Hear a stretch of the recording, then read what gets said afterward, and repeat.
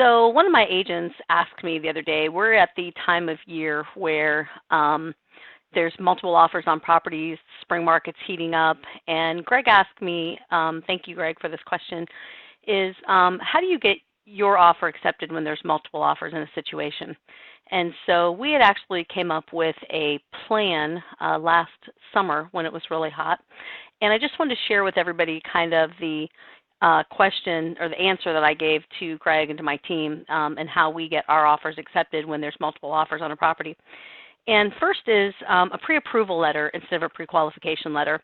It's super important because naturally a pre-qualification letter just means that the buyer is breathing and they're credit worthy, but it doesn't necessarily mean that they verify their income and their assets.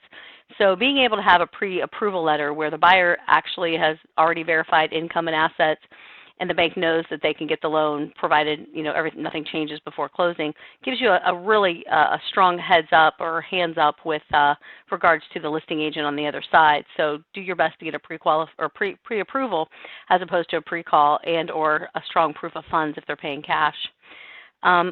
Second is, depending upon the type of financing, even in FHA or VA financing, removing the appraisal condition, because as we know in this market, sometimes we have to go over the asking price in order to get our deal done.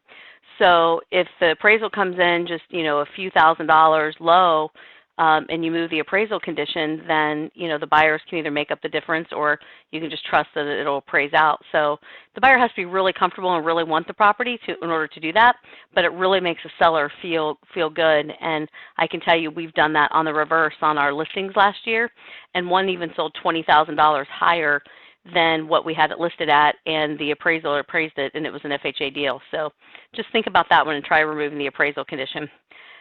Second is earnest money, third is earnest money.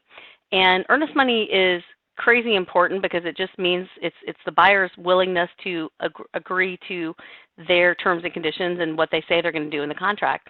So getting as high of earnest money as you can is super important, because we all know that 99.9% of the time, unless a buyer just totally backs out of a contract, there are so many conditions and contingencies in the contract itself that there's multiple ways for a buyer to legally and ethically, cancel that contract if something changes.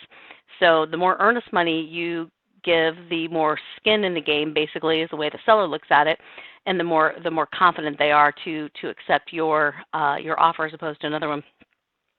The next one, and this is just kind of a play on words, but I can tell you it really does make the seller feel safer, because what is the one thing that sellers hate when you're going through inspections? They always say, we don't want the buyer's agent or the buyer or the inspector to totally pick our house apart. We don't want to fix anything, or we're not fixing anything if it's not major or something like that. So what we've started doing is writing into Section 16 of our contract that the inspections are for the buyer's peace of mind and safety issues only. So, but what does that mean, really? It just means pretty much the same language in the contract, but it sounds better. It means that your buyer is telling the seller that, hey, we just want to know what kind of condition the house is in. We're not planning on nitpicking your house apart, and unless it's a safety issue, we're good. We want to buy the property. So try putting some similar or that language specifically in if you write that down, which is inspections are for buyer's peace of mind and safety concerns only. So it just really gives the seller on the other end an opportunity to feel like they're not going to get nitpicked on their home. And then finally, it's rarely done because I am a strong listing agent in this market, and I don't get these calls, so I know it doesn't happen. So what I've done is we all know that getting along with the other agent on the other side is super important, and understanding one another. And so what we do is we reach out to the agent on the other side and say, hey, other than price, because we all know price is important to a seller, other than price, like, what is it that your seller wants out of this transaction? What is important to them?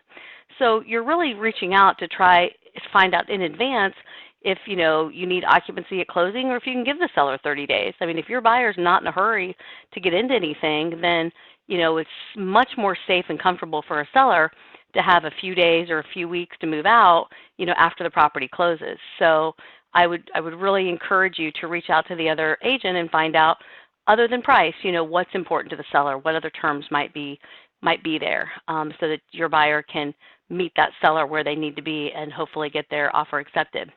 So hopefully that was helpful. Combine all 5 or just use one of them or none of them, whatever you like to do. But I can tell you it's helping us get a large portion of our properties or our buyers under contract in multiple offer situations. So thanks for listening in and have a great day.